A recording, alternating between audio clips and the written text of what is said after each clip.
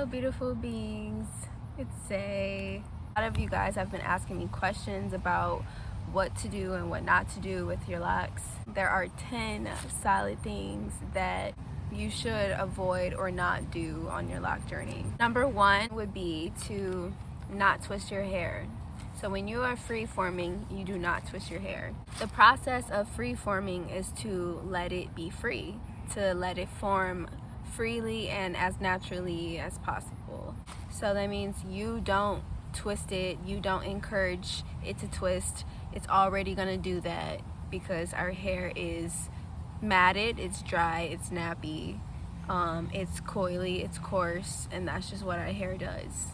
And especially if you don't brush it, it's gonna naturally tangle on its own.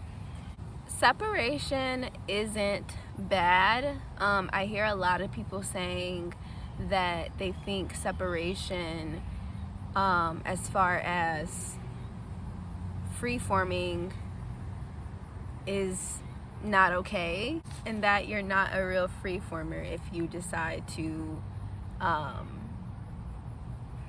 separate your hair. Now, if you ask me, I would tell you that separating is okay. I think that's a little extreme when you tell someone that they're not a true free-former because they separated their hair.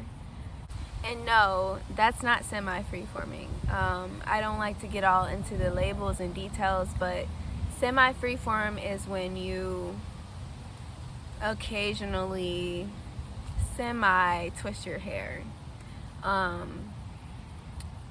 That puts you in another category. Essentially, you're either a free-former when it comes to your hair or you twist it. So it's just, I don't think there's an in-between. I think there's a free-form or you twist your hair. Number two, never compare your journey or your hair to someone else's. Your hair is your DNA. It is specially created and coded by the divine.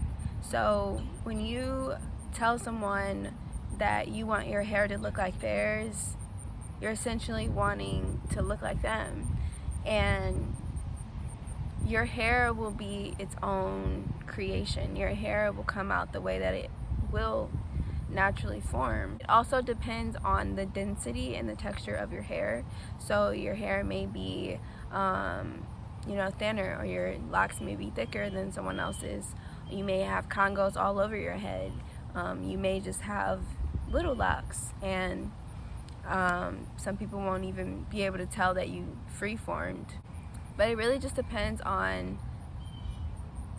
what you decide to do with your hair. If you decide not to separate, then most likely you probably will have a lot of congos. But if you do decide to separate, then you'll have individual different sizes of locks, probably different lengths too.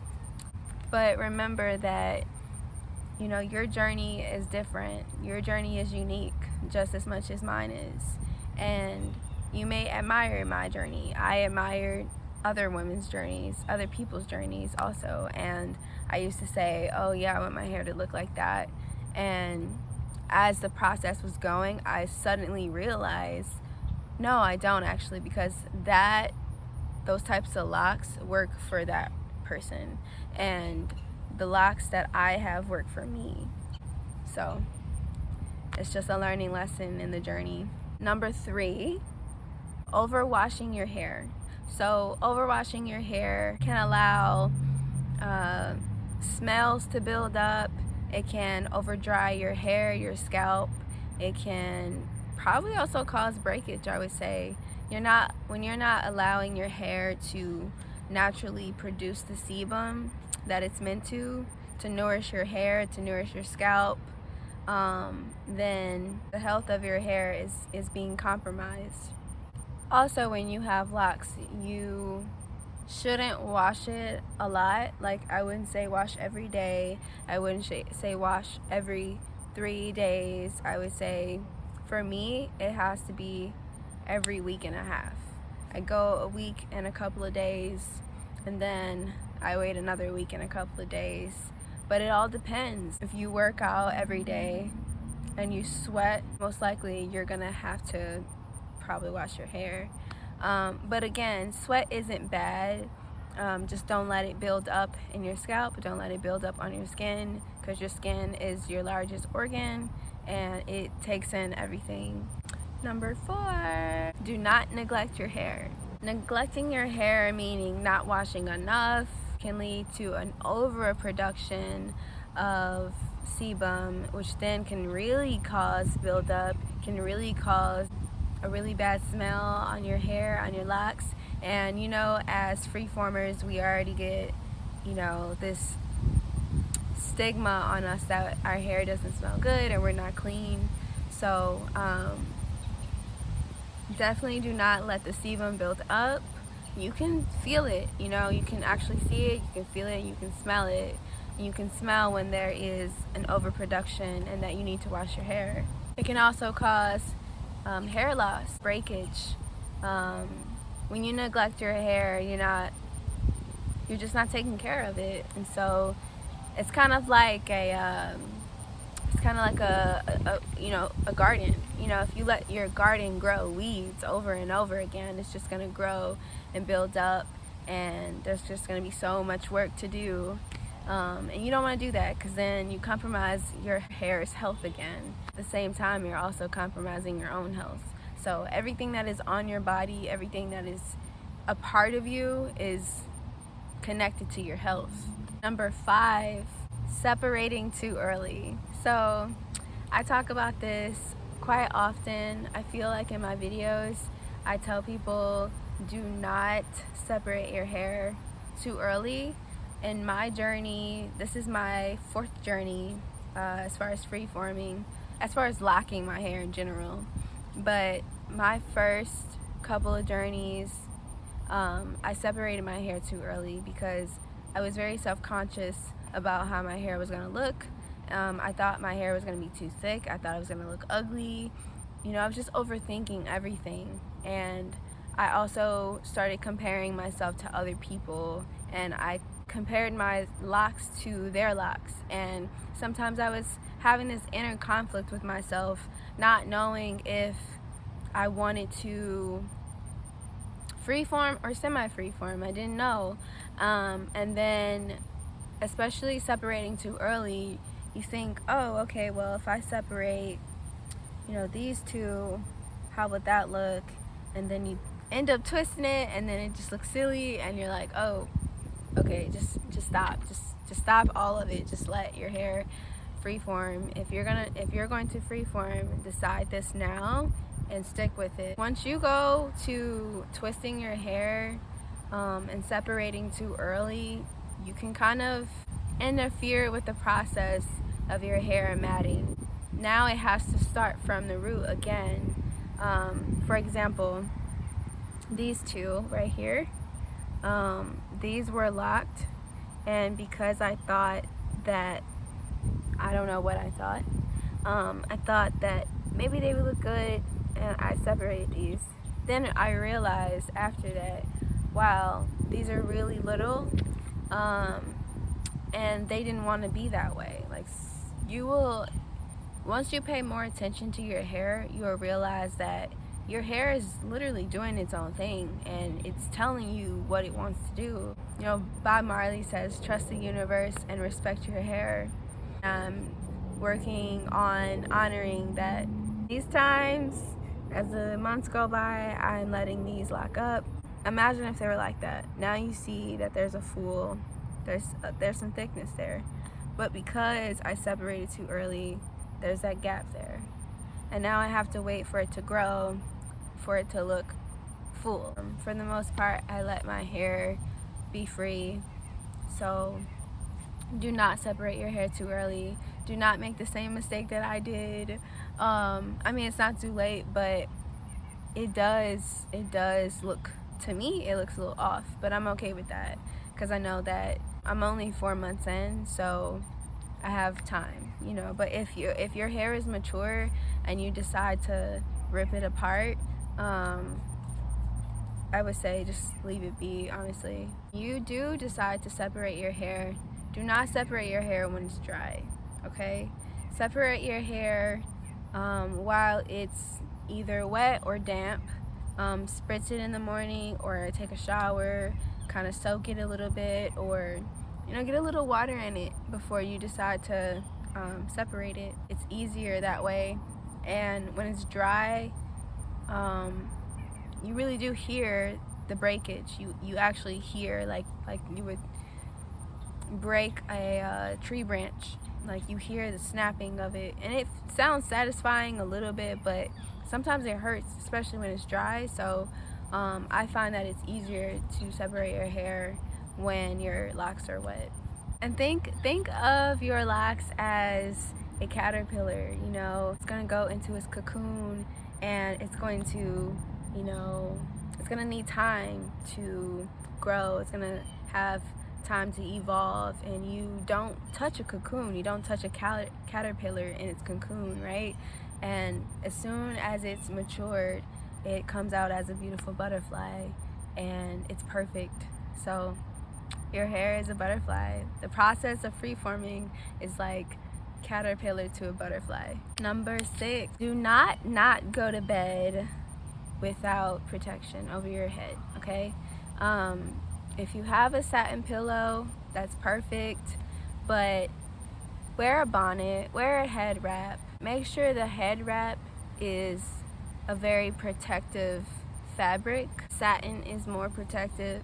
I would say hemp is protective. Flax, if you have flax, anything flax. But anything like polyester and corduroy, anything like all those unnatural fabrics, do not put that on your hair. I want to emphasize how important it is. Not only will you end up having pollution in your hair, so even if, like today, I washed my hair, and the only reason why my hair is out is because the sun, I need it to dry in the sun. I don't use a blow dryer, I sun dry my hair. And that's the best way to dry your hair. It's the most natural way. You're not using electricity. And it doesn't take very long. It takes 30 minutes to an hour for my hair to dry, especially when the sun is direct like it is right now. It's literally like on me.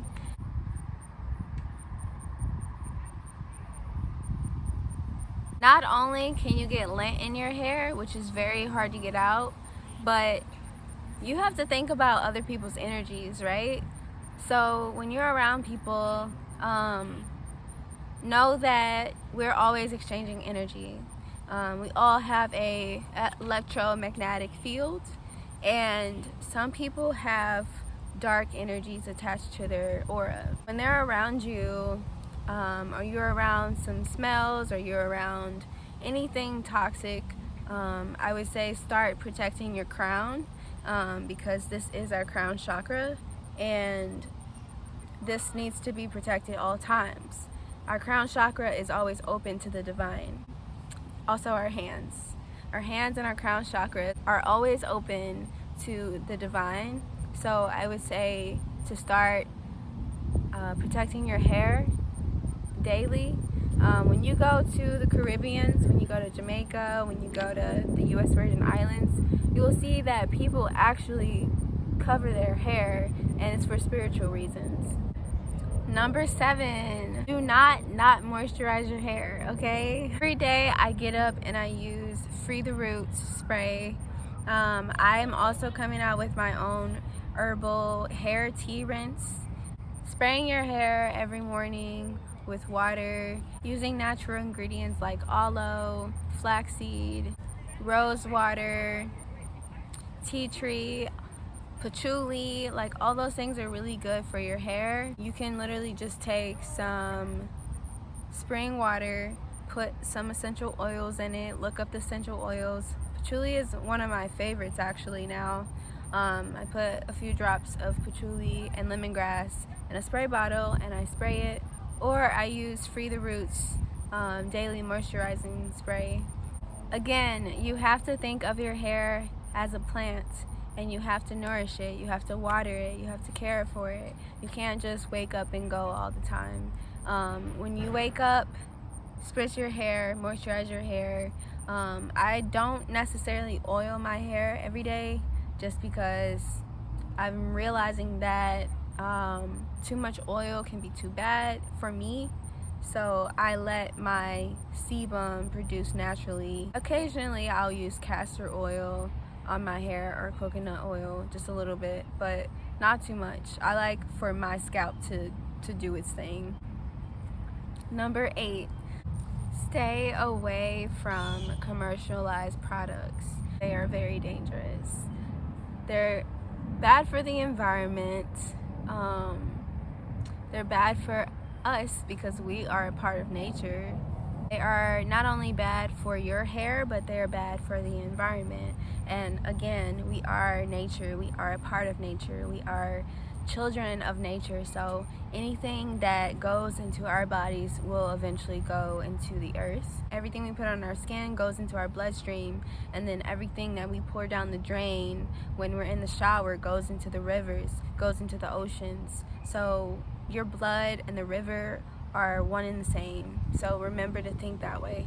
Every time that you go to a store to buy shampoo, if you don't make your own, look at the back of the ingredients, and I would say avoid harmful ingredients such as formaldehyde, sulfates, fragrances, selenium sulfide, alcohol.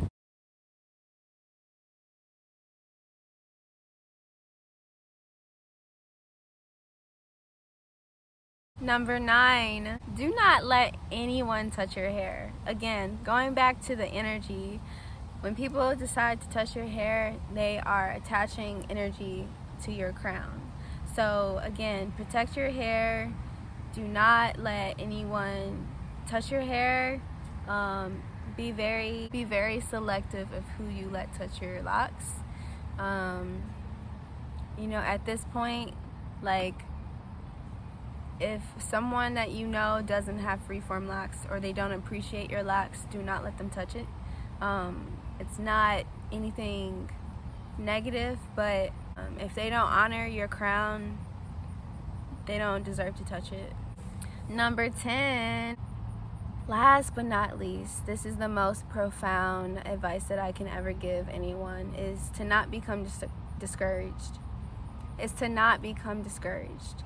I spent about 2.5 years doubting myself, doubting my journey, and not feeling beautiful, not realizing how much of a goddess I am. And it took me time to find that self-love, that self-worth, and recognize who I am and my beauty. It's easy to become discouraged when you don't love yourself. So work on yourself, realize who you are, what you're capable of. Don't ever let anyone's opinions, your self-doubts, other people's self-doubts, don't let a job ever change who you are. Don't ever conform for someone else. If you know why you're doing this journey, if you're staying true to your purpose and your beliefs and your path, then this journey is for you, and you won't ever become discouraged. You won't ever let anyone knock you off the path. There's been many times where I've actually done that, many times, where I overthought my journey. I overthought, am I beautiful? Am I gonna look good? Are people gonna hire me? But it's really just because of other people's words, of other people's thoughts. I had to sit back and reflect on that. And every time that I would look in the mirror, I wasn't happy. I wasn't happy with my self-image. And you have to see yourself as a divine being that you are in order to go through this journey. You cannot let society's beauty standards warp your mind into believing that you're not beautiful. The realest beauty in the world is the most authentic, is the most natural, and I'm so glad that I found that within myself, because there's so many people out here that don't love how they look. We live in a world, as we can see, that people are changing their bodies every day. People are changing things about themselves every single day, and just be you, you know? If there's things that you need to work on as far as becoming a better person, improving your mindset, improving your lifestyle, change that. But when it comes to the way that God made you, I feel like you just have to accept it, or you'll never be at peace with yourself. So those are 10 things to avoid when you are on your freeform journey. If you guys have any other questions, please feel free to message me, comment below. I have so many ideas for you guys. I've just been kind of soaking in this changing seasons and soaking in, you know, my own experiences in life and letting things kind of unfold naturally and reflecting a lot. So I'm not always gonna be with the videos, but I'll try my best.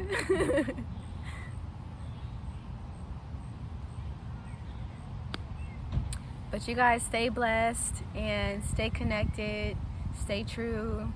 I'm sending you guys love, light, and blessings. Yeah. Bye. Love you guys.